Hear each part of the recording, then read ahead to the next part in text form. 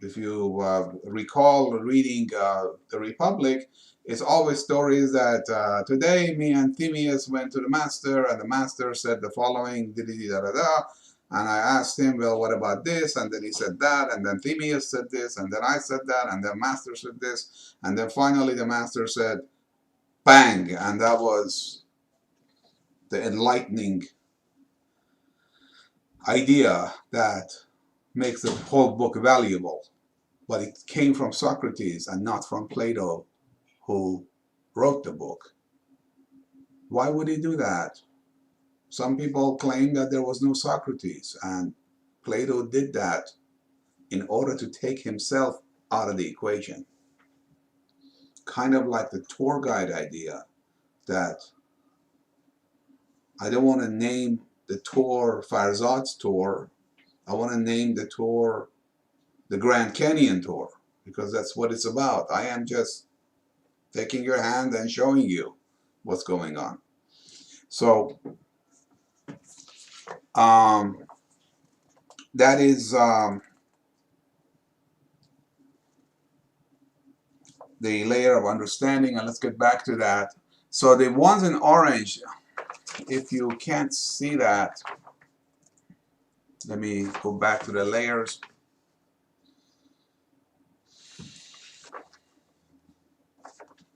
The wonder layer is after you go through all of these layers of the meanings of the words and all the intonations and all the context and all the mythology and all of that, and you finally get it of what is it that he's saying, you go to the wonder layer and you go, oh my God, that's what he's saying.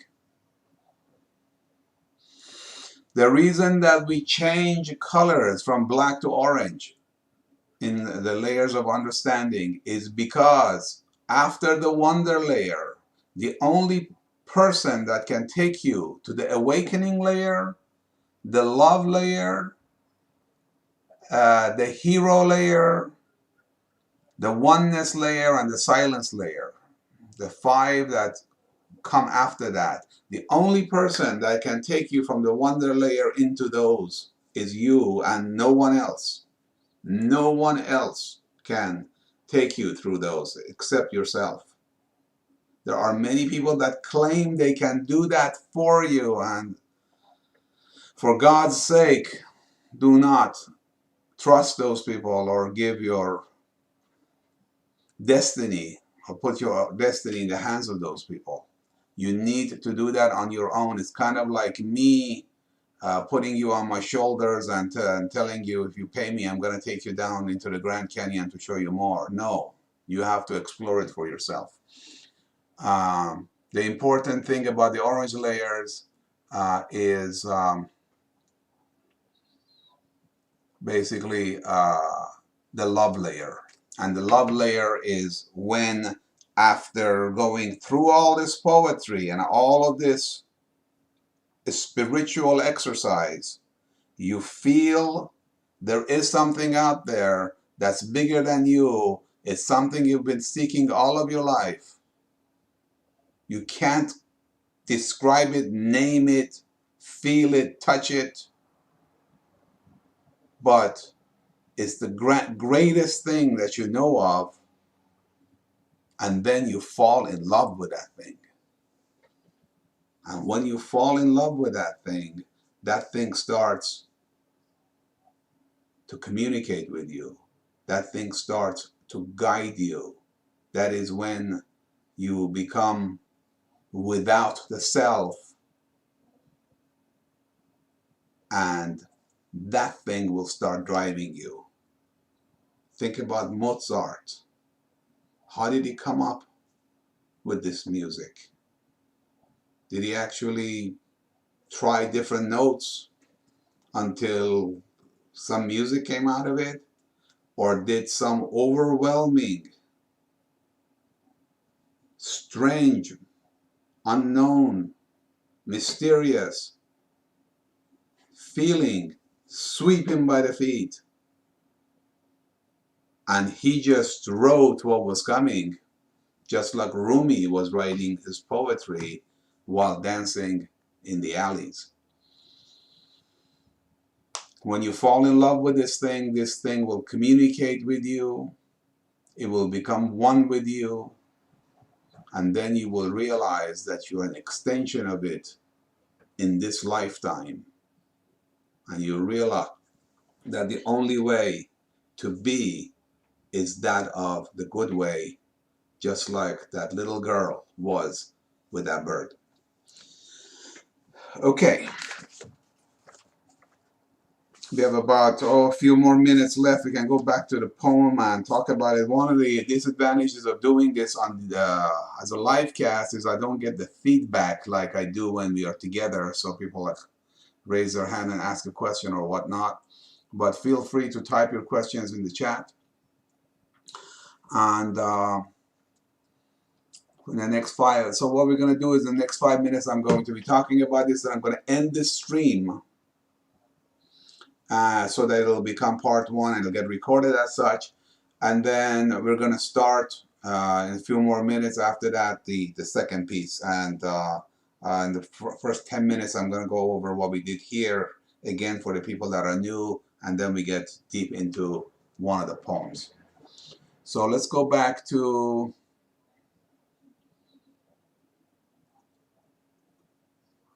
here's another poem for you. This is the one that some of you heard in my first email that I sent out by this phenomenal group called the Circle Band from Canada. And let's see if we can play a couple of minutes of that. So it's going to say starting soon, but don't worry about that. Let's hear a little bit of that.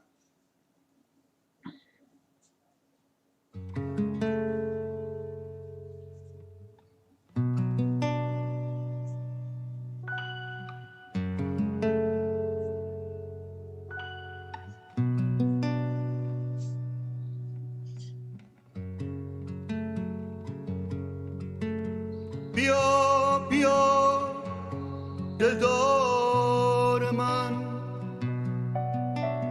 درا درا در کار من تویی تویی گلزار من بگو بگو اسرار من بیا بیا درویش من مرو مرو از پیش من تویی تویی هم کیش من تویی تویی هم خویش من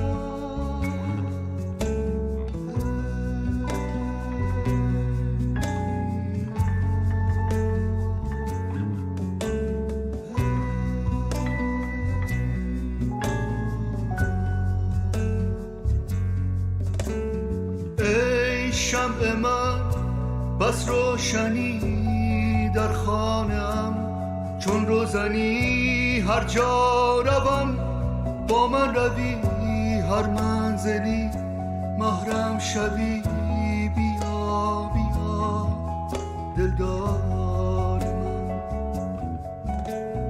ای شمع من بس روشنی در خانه‌ام چون روزنی هر جا روم با من روی هر منزلی محرم شوی بیا بیا درویش من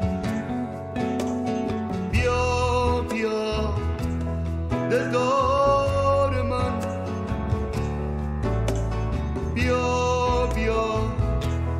درویش من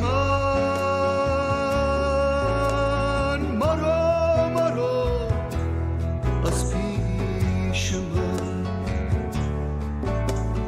هی هو هی با هی یا هی با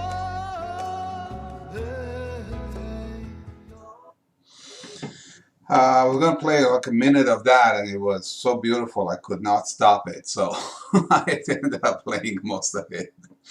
And I think I'm going to change my agenda. I'm just going to go straight through this for the new people to come.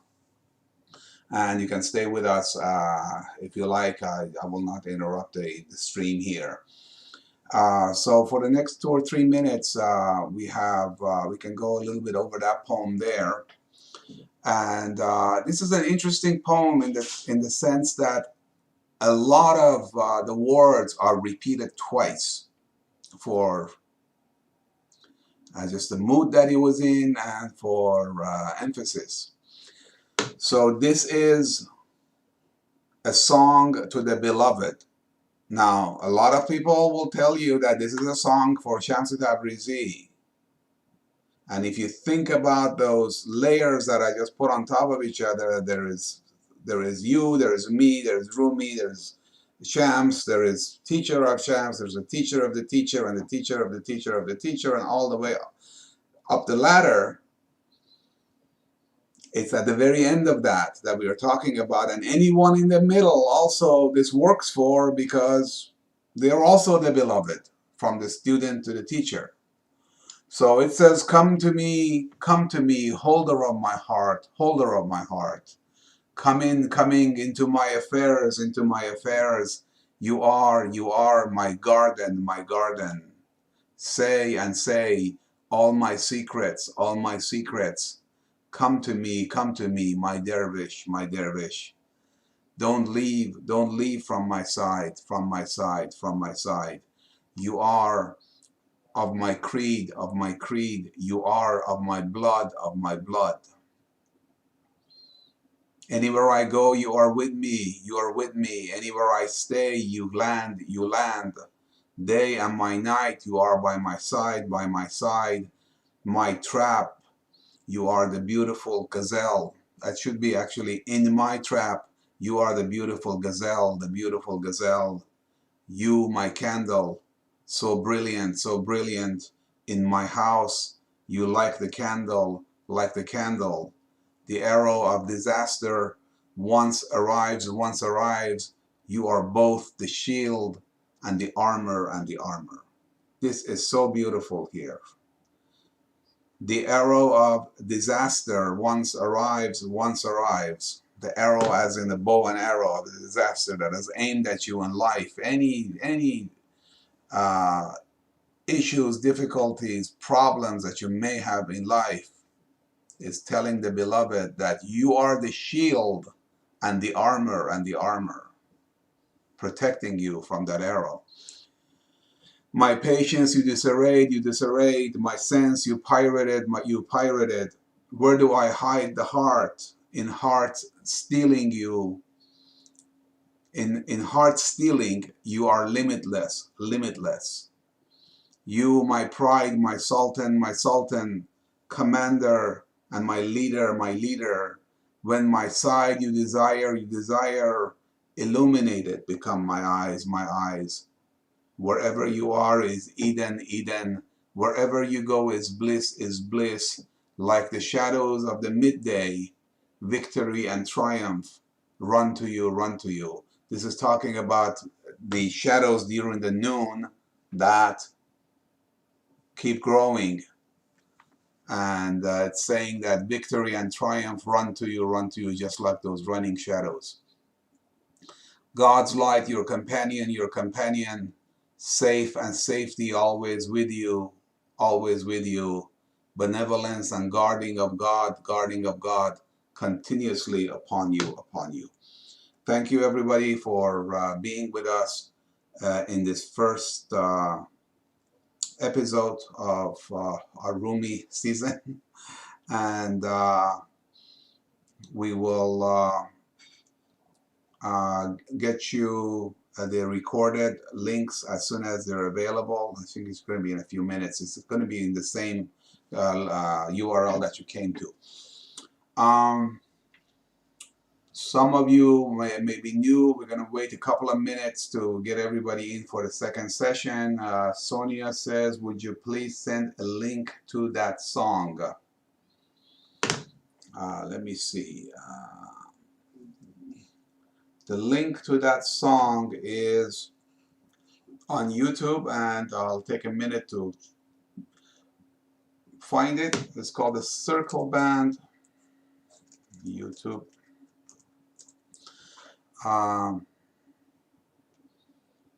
Okay, I got it right here. It's called Enigma. And I'm going to paste it in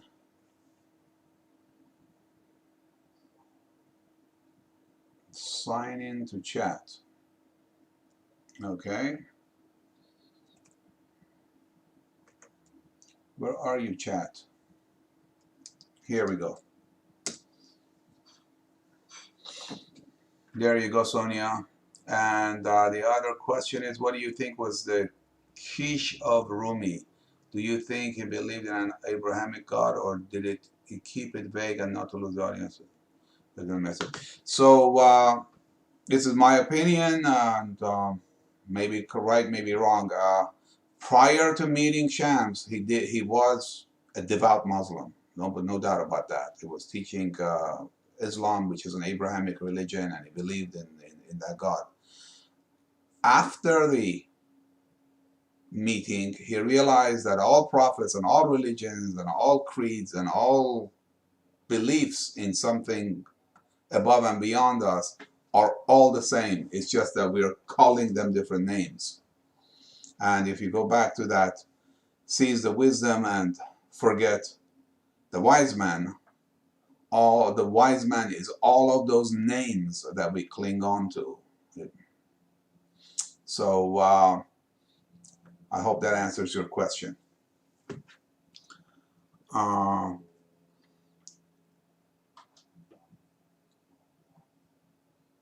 right, I'm going to take a 2-minute break and resume with all the new people that have joined us for the second session.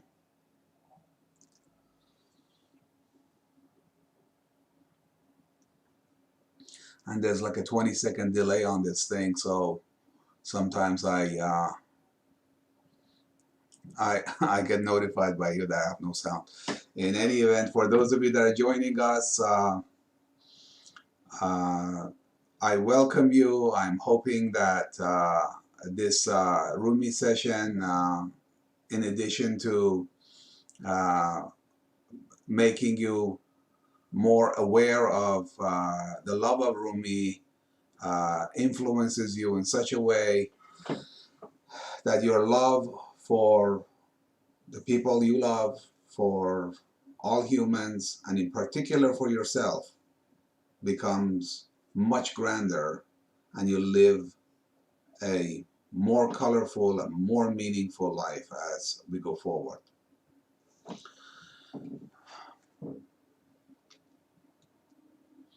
For those of you that are joining us, we had a session previous to this, and we went through a few of the basic concepts that are needed in order to fully understand and appreciate Rumi and his poem.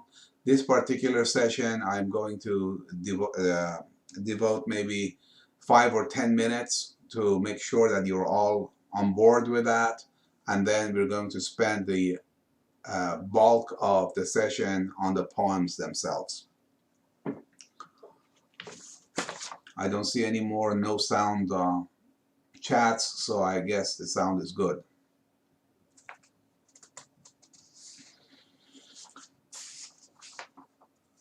So for those of you that are joining us now, first of all, please subscribe, and so you get notified of all the other live casts that I'll be doing.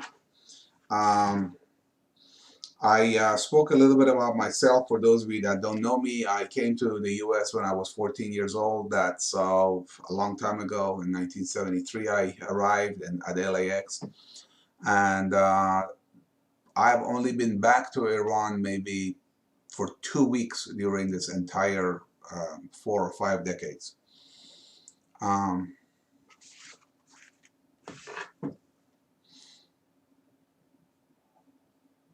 um, Somebody just texted me that there's no sound, but I guess the sound is good. Going on with a little bit about myself, I have been in love with the masters of Persian poetry. And by poetry, I just don't mean any poetry. It's not, poetry of uh, admiring the nature or writing something beautiful that somebody would appreciate later. These are very deep philosophical, spiritual types of poetry that will change you in a way that you become a much better person in life if you absorb them correctly. So, uh, in my travels, I did 5 years of studies with Hassan Shahbaz and about 11 years with Mr. Shaparaki and learned about Rumi and Hafez in particular. And that basically started this flame under me to start sharing it with other people like yourself. I have named this society, Mehrdad Society, after my dear father. And two things that he said that always stay with me are: number one, seize the wisdom and forget the wise man. حکمت را دریاب و حکیم را فراموش کن.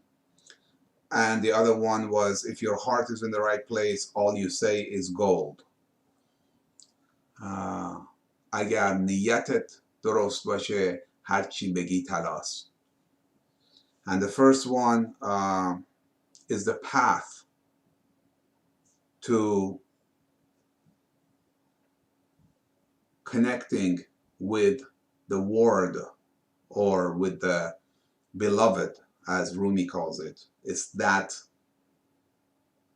thing, that spirit at the end of all ponderings and wanderings and philosophy and poetry and religion and spirituality that we all want to attain and get to and touch. In order to get there, you cannot get stuck in any station in the middle. You cannot call it Rumi or another name or Shams or Prophet or anything. It has to be that, and that is nameless. So seize the wisdom and forget the wise man is. Do not get attached to the wise man in the middle. That word, that message is coming from an infinity that you know well in your heart. And the second one, that if your heart is in the right place, everything that you say is gold. It doesn't matter what language you speak, what religion you are, what color you are, what gender you are. If your heart is in the right place, everything that you're telling us is gold. Doesn't matter what language you're speaking it in. So that was the introduction to me and the society. I talked a little bit about Rumi. I'm not going to put that. I can put the slide up. This is about his journey. So Rumi belongs to many countries. He belongs to Afghanistan because he was born there. He belongs to Iran because all of his work is in Persian. And he belongs to Turkey because he spent most of his life there. And as a matter of fact, there's a fight between the Afghans, the Iranians, and the Turks on who owns Rumi. Rumi was from which country? And blessed is the man who causes a fight between different countries to own him after he dies. So all of them have a reason to believe that Rumi is one of theirs. So he migrated from Afghanistan to Konya when he was 6 years old. So almost all of his life he lived in Konya, Turkey. And the important thing about his life is the fact that he was a Muslim scholar, was a scholar of Islam for many years, had many hundreds or thousands of followers, and at one time a very mysterious character intercepted him in his path, and he stunned him with a question that he could not answer. And because of that, he went into a meeting with him. And for 60 days, they met. And at the end of the 60 days, the religious clergyman became a poet, and not just a regular poet, but a crazy, dancing, whirling poet that could not stand still. And he was just dancing and pouring poetry. And then, fortunately, some of his wise students and followers realized that what he is saying is extremely, extremely important. And they ran after him from alley to alley and wrote down everything that he was saying. And today, the Book of Shams is a collection of those notes. 3,700 ghazals, about the book about that thick, giant book. And each one of them, you could spend days and weeks exploring and analyzing and learning from. 3,700 of them. So the other very important thing is that there is this ladder from where you're sitting all the way to the beloved. And if you look at it, okay, I may be a little bit ahead of you because I've been doing this for 30 some years. Obviously, Rumi is ahead of me because he did it for a lifetime, and what he left behind is still ringing true after hundreds of years and tens of thousands of miles. So me, Rumi, then Shams, that Rumi learned from, and he says that, he professes that in his book of Shams, and then whoever taught Shams, and then whoever taught that teacher, and on and on and on. And where does this path go to? Does it end? Did it come from one person, all of this knowledge? And the answer is no. This is an infinite path, this is an infinite ladder, and where this ladder goes to is to that beloved, but it has no end. It has a direction, and the direction is something that you and I both know well in our own hearts. So the path to the beloved cannot get stuck at me or Rumi or Shams or the teacher of Shams, etc. It has to be a clear path so that your heart can traverse this from where you are to the beloved. And again, that goes with what I was talking about as being a tour guide. Every one of us is a tour guide in here. And I gave an example of Einstein, that he didn't invent relativity, he unveiled it. It existed there. And Rumi does the same thing. He unveils the beauty of love and the beloved. An interesting thing is that many of our philosophers believe that if you name it something, if you name that beloved even the beloved, you have restricted it, and it becomes something again that you're going to cling on to, that as though you know it, and it's going to become an icon that's going to stop you from actually reaching it. One way of dealing with that is to basically become silent and not say anything. And that is actually the title that Rumi gives himself, Khamosh, which is the silent. So it says the path to it is to be silent. You can't even point to it, you can't even mention it, you can't even refer to it. So the closest way of being able to say and utter a word to mean the beloved is that, on in Farsi, and that comes in many different poems that they refer to that.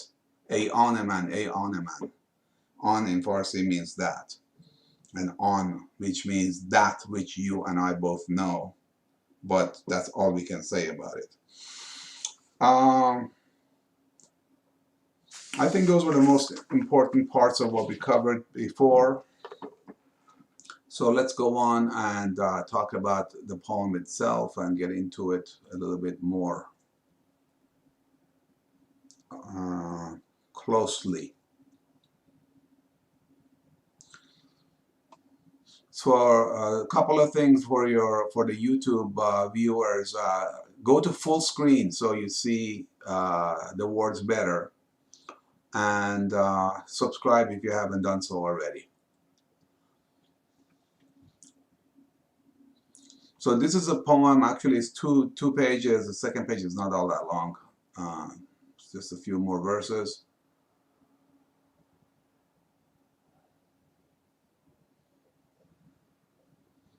Some people say there is no sound, but I do see sound here, and maybe you are on mute yourself. Okay, so let me bring it up on my own desktop here, and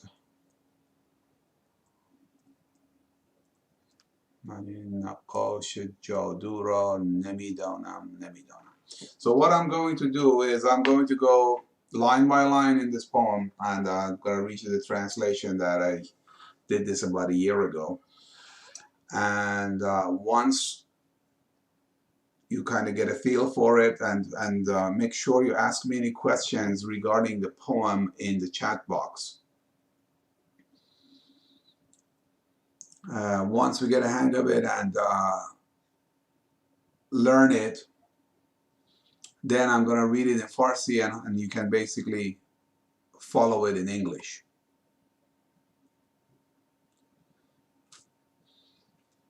Okay, so side by side. من این ایوان نهتو را نمیدانم من این نقاش جادو را نمیدانم And this 9-story balcony I know not and this magical painter I know not So what is a 9-story balcony? Okay, so in the old days they believed that there are 7 layers of heavens, which start with the sun and go all the way to Saturn.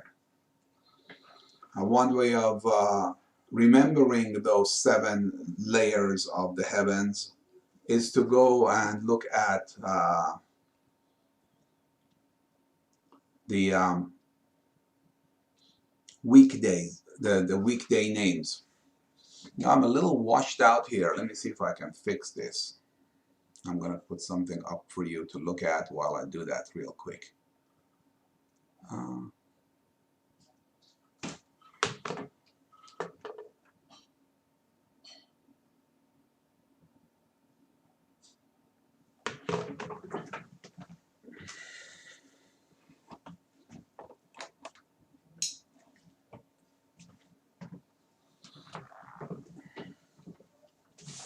That's a little better.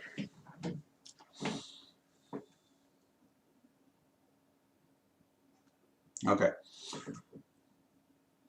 And we're going to go back to the poem here. No, not. So I'm going to read it again. And this 9-story balcony I know not, and this magical painter I know not. So I was talking about the 7 layers or the 7 levels of the heavens. Sunday for the sun, Monday for the moon, and then Tuesday, Wednesday went into another different Scandinavian language, but if you know Spanish, you know that Tuesday is Martes, that's Mars, and then Miércoles, that's Mercury, and then Jueves, Ju, is Jupiter, and then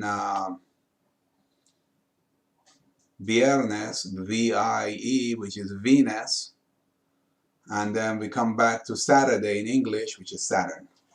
So those are the 7 skies, or the 7 heavens.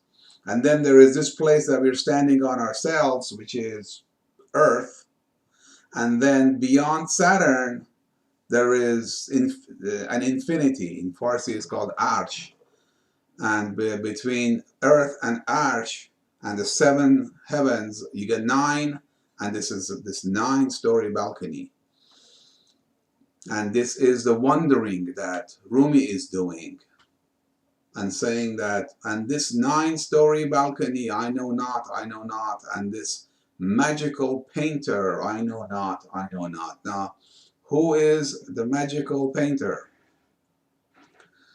The magical painter is another way of calling the beloved, that thing at the end of that ladder.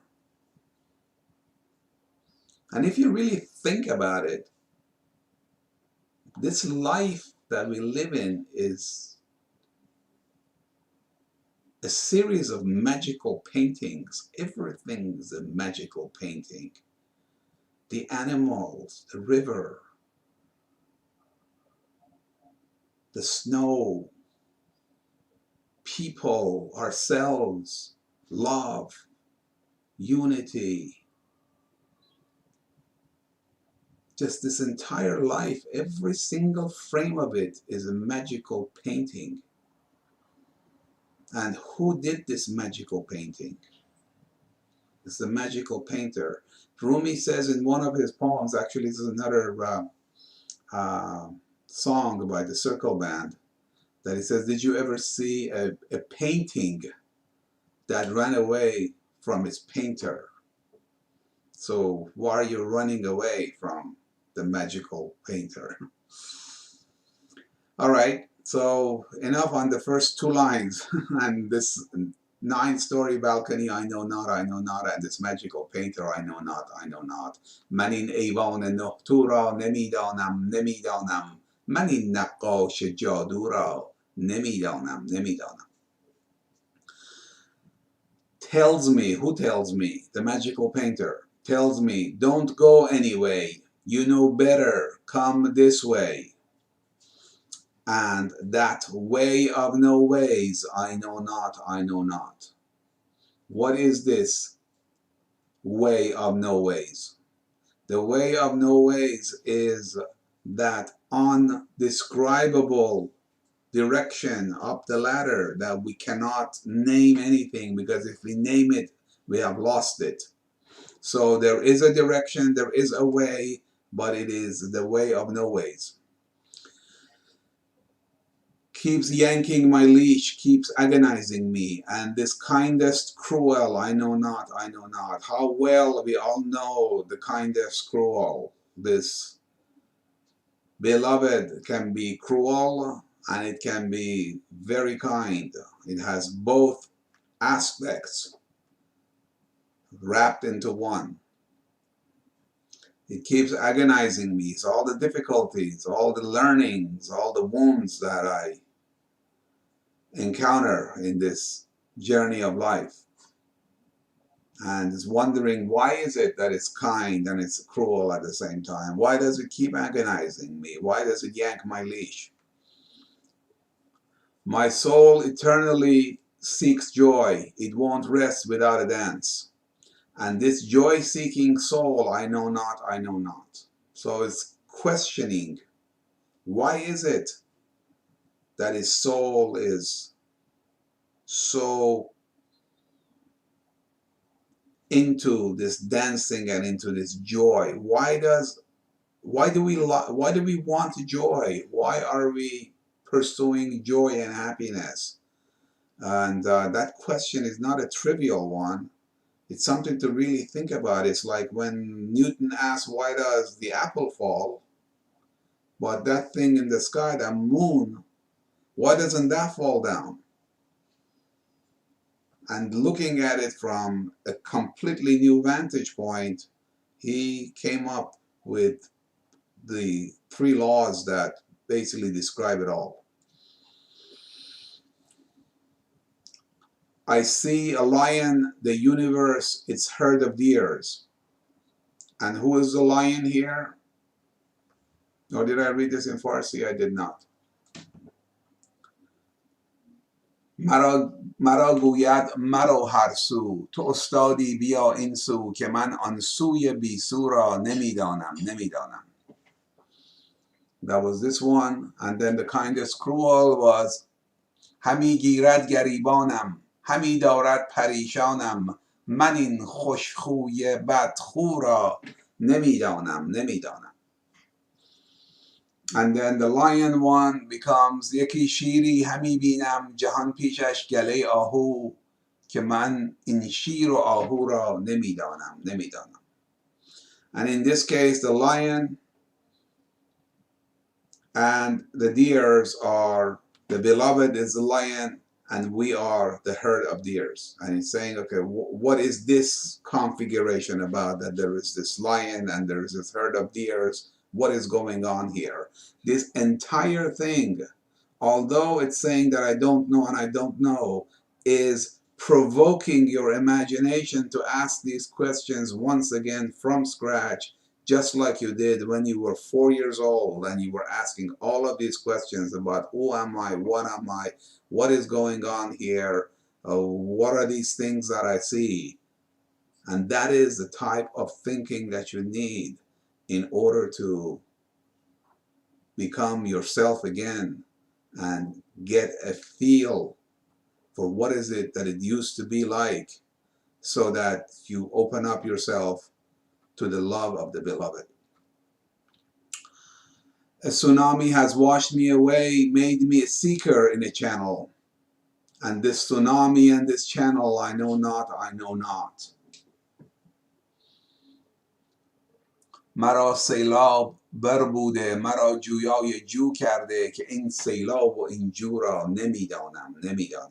By now the English speakers should be realizing this نمیدانم. That's the I know not that keeps repeating. So already you know half of the poem in translation to Farsi, because that repeats quite a bit, and that actually makes the rhyme to it.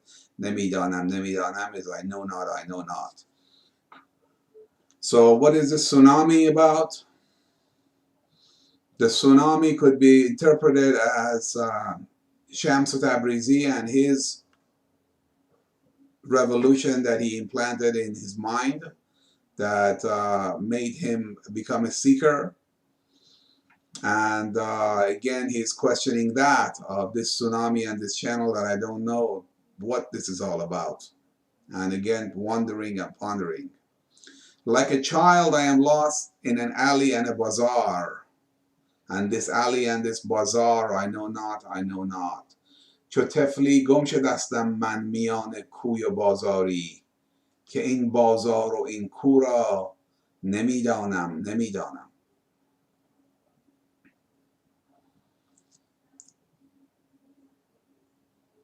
Tells me a friend, they'll badmouth you, the bad-moutheds. The good-mouthed and the bad-mouthed, I know not. مرا گوید یکی مشفق بدت گویند بدگویان نکوگو را و بدگو را نمیدانم. Okay, let me look at the chat here, see if there's any questions or comments. Looks like all is okay. So what is the good-mouthed and the bad-mouthed? So remember when Rumi met Shams and he became a poet after being a religious leader, there was a lot of confusion and a lot of people that didn't know what's going on, because it's kind of like if the Pope suddenly comes out of the Vatican and starts dancing in the streets and pouring poetry and not going back to his old ways. Well, is that good or is that bad? Many of the followers thought that Shams had bewitched the master and he had basically become insane. And as a matter of fact, that thinking is what led to them killing Shams, according to at least one story that comes from Turkey. And some people say that Shams disappeared, but there's no doubt that a part or a portion of the students had a very a big problem with Shams, thinking that he has made the master a fool. On the other hand, another portion of the students thought that it was the greatest thing that ever happened, and he is the true prophet of love, and he is the one that is connected. So there was bad mouthing and the good mouthing behind him when this was happening, and he was saying, "See both of these things. I don't know what is this all about. This is another wonder of the magical painter."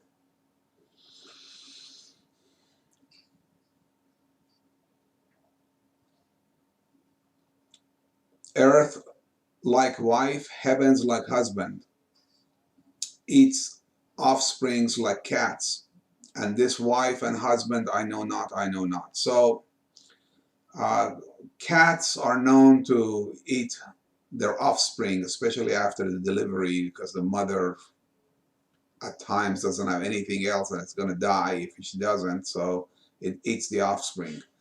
And what he means by earth and heavens eating offsprings is us, because we die in the end. So it's this universe that kind of eats us in the end. And this husband and wife, I know not, I know not. Again, questioning what is that all about? And that invisible face tells me secrets with his brow. Now, the red here for emphasis is the fact that that invisible face, that beloved, only shares secrets with you in the most subtle ways. People sometimes call it signs. I mean, they see a sign. It does not literally put something in your path, but it will only may give you a very subtle hint. Kind of when you are communicating with somebody else just through the movement of your eyebrow, kind of like, or a wink. And that invisible face tells me secrets with his brow, and the beauty of that I am brow, I know not, I know not. And there we are. زمین چون زن، فلک چون شو، خورد فرزند چون گربه. من این زن را و این شو را نمیدانم نمیدانم. مرا آن صورت غیبی به ابرو نکته میگوید که غمزه چشم و ابرو را نمیدانم نمیدانم. Now we go into a little bit of mythology with Jacob and Joseph. And to do this justice, we have to know the story of Jacob and Joseph, but we're not going to go into that right now. I am Jacob and he Joseph, that his scent gives me eyesight. So very quickly, Jacob, the father of Joseph, loved Joseph so much that when Joseph disappeared and Jacob thought that he had died, he cried so much that he became blind. And many, many years later, Joseph's shirt found its way to Jacob. And when Jacob smelled that shirt, that scent restored his eyesight. That's according to the Torah and the Old Testament. So I am Jacob and he Joseph. That means that his scent is the one that makes my eyesight come back after being blind. منم یعقوب و او یوسف که چشمم روشن از بویش اگرچه اصل این بو را نمیدانم. And although the source of this scent I know not. What is the source of that scent? Where does that come from? How did Joseph get that scent? How did that go into Joseph and then into Jacob? And what's this whole story of this sense, restoring an eyesight, these are wanderings. If the world sours its face, the moon will keep smiling at me, except the king of the moon, I know not, I know not. So it says, even if the world becomes sour to me and things go the wrong way and I run into all kinds of problems in this lifetime, the moon will keep smiling at me. The moon is the beloved here.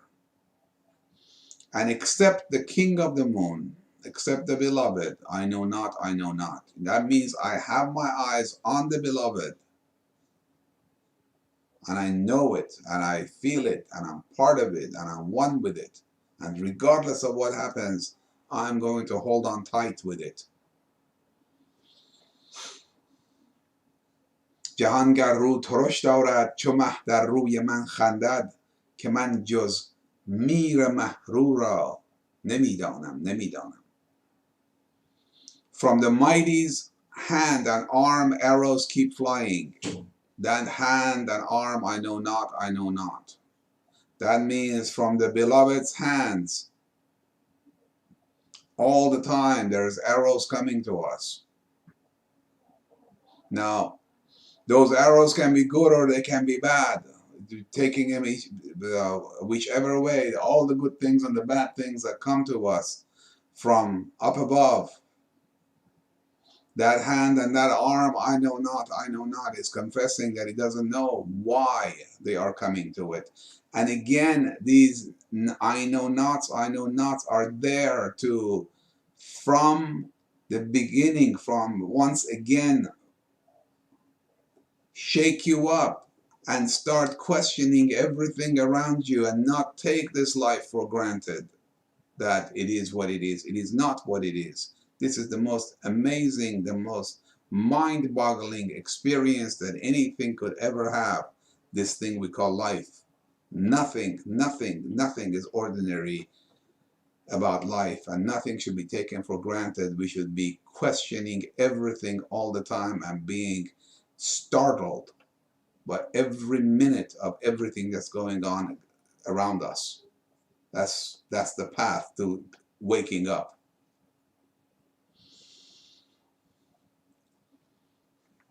Okay, now let's go to the second slide.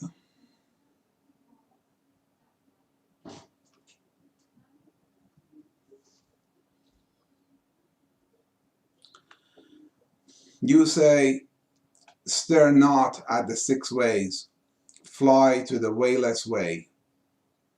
Come my way, and that wayless way I know not, I know not. So, what are the six ways? It's just this, it's the three dimensions and its extension. So, left, right, up, down, forward, backward. Those are the six ways. So, it's telling you that do not stare at the six ways. That means do not take all that there is to be this reality that we touch and feel. Fly to the wayless way. Fly to that direction that goes to the infinite. Come my way. The beloved is saying, come my way. And he says that wayless way, I know not, I know not. And going back to the Persian, تو گویی شش جهت منگر به سوی بی سویی برپر بیا این سو من آن سو را نمیدانم. خاموش کن چند میگویی چه قیل و قال میجویی که قیل و قال و قالو را نمیدانم. Here is that whole thing about silence and being quiet and not saying anything and keeping it all inside while we become an agent of the beloved. This we talked about in the first session. Quiet and cut the babble. What buzz and fuzz are you seeking? The babbler, buzzer, and fuzzer. I know not. So the babbler himself, actually it's qilo qal. I guess the buzz itself, not the buzzer. The babbler, the buzz itself, and then qalu, I called it the fuzzer. I know not. So what is this whole buzz and fuzz about that's going on?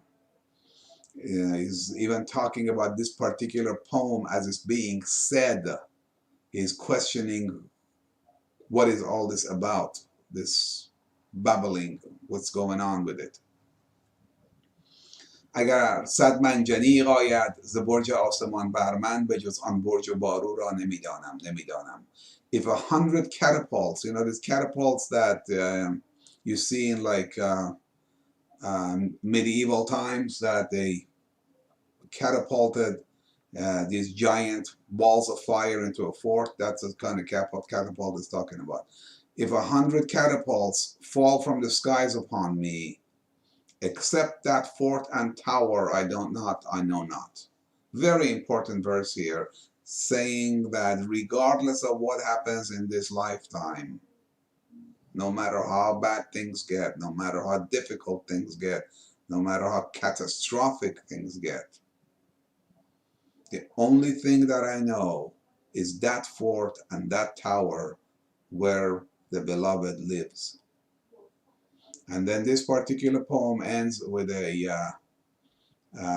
ode to Shams of Tabriz, and I think about 5 to 10% of his poems have this Shams mention at the very end verse. This is one of them. And the reason is saying, come to me, Shams of Tabriz, don't be cruel with me, is because at one point Shams escapes from Konya in the fear that the followers will kill him. And that caused Rumi to become extremely depressed. And he cried for many weeks and months when he was separated from Shams. And he would basically go into the mountains and cry Shams's name and ask him to come back. And this one is saying, and come to me, Shams of Tabriz, don't be cruel with me, for with you, rock or diamond, I know not. That means when you are with me, rock and diamond are all the same, and it doesn't matter which ones it is. So I'm going to take a pause here and go ahead and put any questions you have in the chat box, and then I'm going to wait a few seconds here to see your questions, and then we're going to go through this poem again together. So let me bring it up here.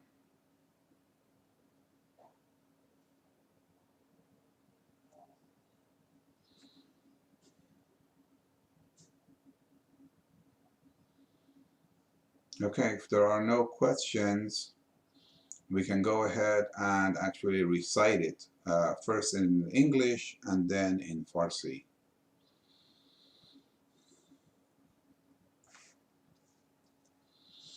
And this 9-story balcony, I know not, and this magical painter, I know not, tells me, don't go any way, you know better, come this way.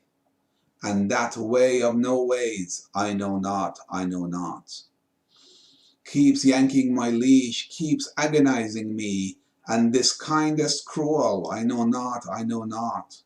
My soul eternally seeks joy, it won't rest without a dance. And this joy-seeking soul, I know not. I see a lion, the universe is herd of deers. And this lion and this deer, I know not. A tsunami has washed me away, made me a seeker in a channel, and this tsunami and this channel, I know not. Tells me a friend, they'll badmouth you, the bad-mouthed, the good-mouthed and the bad-mouthed, I know not. Earth like wife, heavens like husband, eats offsprings like cats. And this wife and husband, I know not. And that invisible face tells me secrets with its brow. And the beauty of that eye and brow, I know not. I am Jacob and he Joseph, that his scent gives me my eyesight. Although the source of descent, I know not, I know not. If the world sours its face, the moon will keep smiling at me. Except the king of the moon, I know not, I know not. From the mighty hand and arm, arrows keep flying. That hand and arm, I know not, I know not. You say, stare not at the six ways, fly to the wayless way. Come my way, and that wayless way, I know not, I know not. Quiet and cut the babble. What buzz and fuzz are you seeking? The babbler, buzz and fuzzer, I know not, I know not. If 100 catapults fall from the skies upon me, except that fort and tower, I know not, I know not. And come to me, Shams of Tabriz, don't be cruel with me, for with you, rock or diamond, I know not, I know not. Okay, so we are now ready to do this in Farsi, and remember, Nemidanam is I know not, I know not, and you may be able to follow this with me in English verse by verse if you just keep counting them.